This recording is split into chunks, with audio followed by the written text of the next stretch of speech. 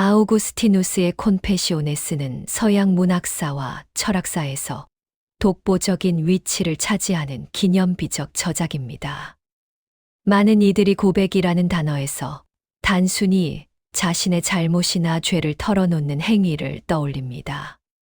물론 고백록에는 아우구스티누스가 젊은 시절 방황하며 저질렀던 과오들에 대한 통렬한 반성이 담겨 있습니다. 그러나 이 책의 위대함은 그러한 자기 성찰에만 머무르지 않는다는 점에 있습니다.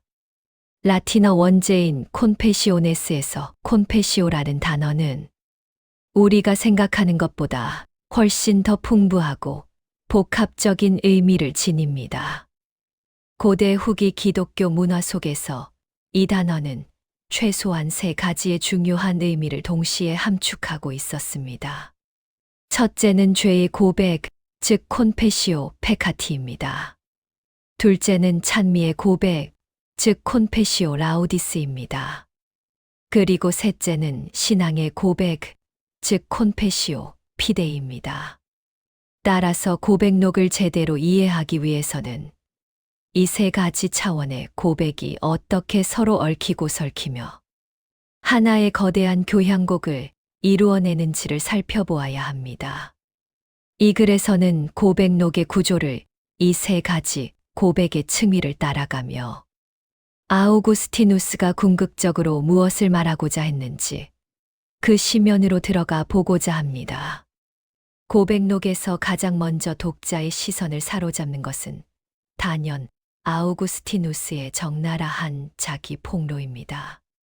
그는 자신의 유년기부터 청년기에 이르기까지 거짓말, 학업에 대한 태만, 허영심, 그리고 끓어오르는 성적 욕망에 이르기까지 자신의 어두운 내면을 숨김없이 드러냅니다.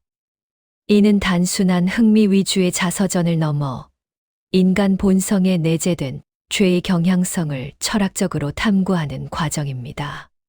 그는 자신의 과거를 해부함으로써 모든 인간이 공유하는 보편적인 나약함의 근원을 탐색합니다. 가장 유명한 일화는 단연 배 도둑질 사건일 것입니다. 그는 16살 시절 친구들과 함께 이웃집 과수원의 배를 훔칩니다. 여기서 중요한 것은 그가 배가 고파서나 더 좋은 배를 원해서 훔친 것이 아니었다는 점입니다. 그는 이미 더 좋은 배를 가지고 있었고 훔친 배는 대부분 돼지에게 던져주었습니다. 이 행위의 동기는 오직 도둑질 그 자체, 즉 악을 행한다는 사실에서 오는 쾌감이었습니다. 아우구스티누스는 이 행위를 통해 악을 위한 악, 즉 금지되었다는 사실 자체를 즐기기 위해 악을 행하는 인간의 비합리적이고 뒤틀린 욕망의 시면을 분석합니다. 이는 단순히 어린 시절의 치기 어린 행동을 회상하는 것이 아니라 원죄, 즉 오리지널 신의 개념과 악의 본질 프리바티오 보니, 즉 선의 결핍에 대한 깊은 철학적 사유로 이어집니다. 그는 이 사건을 통해 인간의 의지가 얼마나 쉽게 선으로부터 이탈하여 무질서를 향할 수 있는지를 통찰합니다. 또한 그는 카르타고에서 수사학을 공부하던 시절의 방탕한 생활과 마니교에 빠졌던 10여 년의 세월을 고백합니다.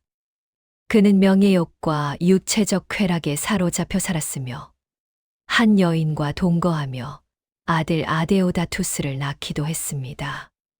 특히 그의 유명한 기도, 주님, 저에게 정결함과 절제하는 힘을 주십시오. 하지만 아직은 말고요. 라는 외침은 그의 내면적 갈등을 극명하게 보여줍니다. 라틴어 원문인 다 미카스티타템 에트 콘티넨티암 세드 논리 모도는 선이 무엇인지 알면서도 그것을 행할 의지가 없는 상태, 즉 고대 철학에서 말하는 아크라시아 문제에 대한 생생한 증언입니다. 그의 지성은 신의 진리를 향하고 있었지만 그의 의지는 여전히 세상의 쾌락에 묶여 있었던 것입니다. 이처럼 그의 죄의 고백은 한 개인의 부끄러운 과거를 나열하는데 그치지 않고 모든 인간이 겪는 보편적인 내적 갈등과 존재론적 불안을 해부하는 예리한 철학의 메스가 됩니다.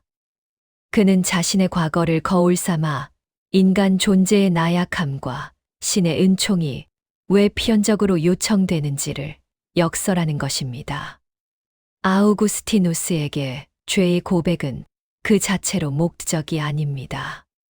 오히려 그것은 더 높은 차원의 고백, 즉 신에 대한 찬미의 고백으로 나아가기 위한 필수적인 전주곡과도 같습니다.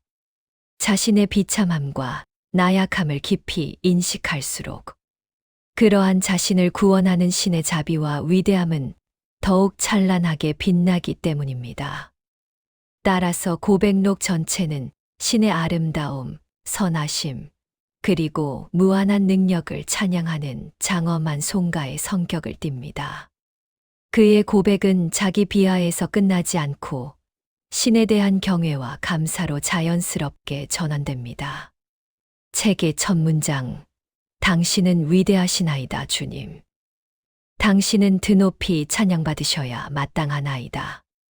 라는 구절 자체가 고백록의 전체적인 방향성이 찬미에 있음을 명확히 보여줍니다. 그는 자신의 죄를 고백하는 순간에도 보십시오. 저희 과거는 이러했습니다. 그리고 당신의 자비로 저는 이 모든 것에서 벗어났습니다. 라고 말하며 서술의 초점을 자신의 과오에서 신의 은총으로 끊임없이 전환시킵니다. 죄의 어둠을 깊이 묘사할수록 그를 건져 올린 은총의 빛은 더욱 밝게 드러나는 것입니다. 이러한 구조는 독자로 하여금 아우구스티누스의 개인적인 죄에 집중하기보다 그를 통해 드러나는 신의 구원 행위에 주목하게 만듭니다. 이러한 찬미는 신의 창조 세계에 대한 경이로움의 표현으로 확장됩니다. 그는 자연의 질서, 인간 육체의 신비, 그리고 우주의 광대함 속에서 신의 지문과 목소리를 발견합니다. 세상의 모든 피조물은 그 자체로 창조주의 지혜와 아름다움을 노래하는 찬가라고 그는 생각했습니다. 특히 언제나 새로운 아름다움이시여. 이토록 늦게야 당신을 사랑하였나이다. 라는 탄식은 그의 찬미 고백의 절정을 보여줍니다. 라틴어 원문 세로테 아마비, 풀크리투도 탐. 안티과 에트탐 노바, 세로테 아마비는 감각적이고 유한한 아름다움에만 집착했던 과거를 지나 영원하고 불변하는 절대적 아름다움의 근원인 신을 발견한 영혼의 환희를 압축적으로 표현합니다. 그는 세상의 아름다움 속에서 방황했지만 결국 그 모든 아름다움의 원천이 되는 신을 발견하고서야 진정한 안식을 얻게 된 것입니다. 결국 아우구스티누스에게 세계와 자기 자신을 이해하는 것은 곧 신을 찬미하는 행위와 다르지 않았습니다. 모든 존재와 모든 사건은 신의 섭리와 영광을 드러내는 기호가 되며 고백록은 그 기호들을 해독하며 신을 향해 나아가는 영혼의 노래인 셈입니다. 고백록은 감성적인 회심기이자 동시에 치열한 지적 편력의 기록입니다. 아우구스티누스는 맹목적인 신앙을 추구한 인물이 아니었습니다. 오히려 그는 당대 최고의 지성인이었으며 그의 회심은 수많은 철학적, 신학적 의문들과의 격렬한 투쟁 끝에 얻어진 결실이었습니다. 따라서 고백록의 세 번째 차원은 바로 자신의 지성이 어떻게 기독교 신앙에 이르게 되었는지를 변증하고 선포하는 신앙의 고백입니다. 그는 자신의 믿음이 비합리적인 도약이 아니라 치열한 이성적 탐구의 필연적 귀결임을 보여주고자 했습니다. 그가 청년 시절 마니교에 매료되었던 이유는 마니교가 세상에 존재하는 악의 문제를 매우 명쾌하게 설명하는 것처럼 보였기 때문입니다. 선과 악이라는 두 개의 독립적인 실체를 상정하는 이 원론은 이해하기 쉬웠습니다. 이는 고통과 악의 존재에 대해 고민하던 젊은 지성에게 큰 매력으로 다가왔습니다. 그러나 그는 점차 마니교의 교리가 가진 지적인 허술함과 천문학적 오류 등에 실망하게 됩니다. 마니교의 우주론이 당시의 과학적 지식과도 맞지 않았고, 인간의 자유의지를 부정하는 교리는 그의 지성을 만족시키지 못했습니다. 이후 그는 모든 것을 의심하는 아카데미아 학파의 회의주의에 잠시 머물기도 하지만 진리에 대한 갈망을 멈추지 않았습니다. 그의 지적 여정의 결정적인 전환점을 제공한 것은 신플라톤주의 철학이었습니다. 특히 플로티노스의 사상을 통해 그는 악이 선과 동등한 실체가 아니라 선의 결핍, 즉 프리바티오본이라는 혁명적인 관점을 얻게 됩니다. 악은 존재하는 어떤 것이 아니라 마땅히 있어야 할 선이 부재하는 상태라는 것입니다. 이 깨달음은 전능하고 선한 신이 어떻게 악의 존재를 허용할 수 있는가라는 해묵은 질문에 대한 답을 제공했습니다. 또한 신과 같은 영적 실체가 물질적인 형상 없이 존재할 수 있다는 것을 이해하게 되면서 유물론적 사고의 한계에서 벗어날 수 있었습니다. 신플라톤주의는 그가 기독교의 핵심 교리들을 철학적으로 이해할 수 있는 지적인 발판을 마련해 주었습니다. 이러한 지적 준비 과정 위에 밀라노의 주교 암브로시우스의 설교는 그에게 성서를 우화적으로 해석하는 방법을 알려주었고, 구약 성서의 문자적 해석에 대한 거부감을 해소시켜 주었습니다. 마침내 정원에서 집어서 읽어라, 즉 톨레, 레게라는 신비로운 음성을 듣고 로마서 13장 13절에서 14절을 읽는 극적인 회심의 순간을 맞이하게 됩니다. 이처럼 아우구스티누스의 신앙 고백은 이성과 신앙이 적대적인 관계가 아니라 오히려 이해하기 위해 믿고 믿기 위해 이해한다는 그의 유명한 명제처럼 서로를 보완하며 진리를 향해 나아가는 여정임을 보여주는 장대한 서사입니다. 라틴어 원문은 크레도 우트 인텔리감, 인텔리고 우트 크레담입니다. 그의 신앙은 이성의 역할을 포기하지 않았으며 오히려 이성을 통해 더욱 깊어지고 단단해졌습니다. 고백록이 단순히 개인의 회심기를 넘어 서양 철학사에 깊은 족적을 남긴 이유는 후반부, 즉 10권에서 13권에 전개되는 심오한 철학적 탐구 때문입니다. 여기서 고백의 대상은 과거의 사건들에서 인간 정신의 내면, 구조와 창조의 신비 그 자체로 이동합니다. 아우구스티누스는 자신의 내면을 탐구함으로써 신을 발견하고자 했으며, 이는 서양 지성사에서 내면으로의 전환이라는 중요한 흐름을 만들어냈습니다. 제10권에서 그는 기억에 대한 놀라운 분석을 선보입니다. 그는 기억을 광대하고 무한한 내면의 궁전에 비유하며 그 안에는 감각적 이미지뿐만 아니라 수학적 원리, 감정, 심지어 망각 그 자체까지 저장되어 있다고 말합니다.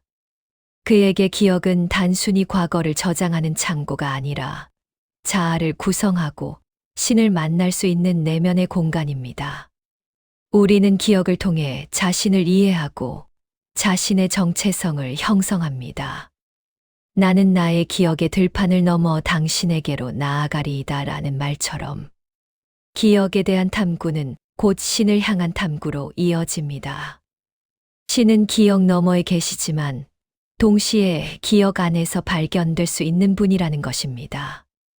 이는 현대 심리학이나 현상학의 논의를 수세기 앞선 통찰이라 할 수 있습니다. 제11권에서는 서양 철학사에서 가장 유명한 시간에 대한 분석이 이루어집니다. 시간이란 무엇인가?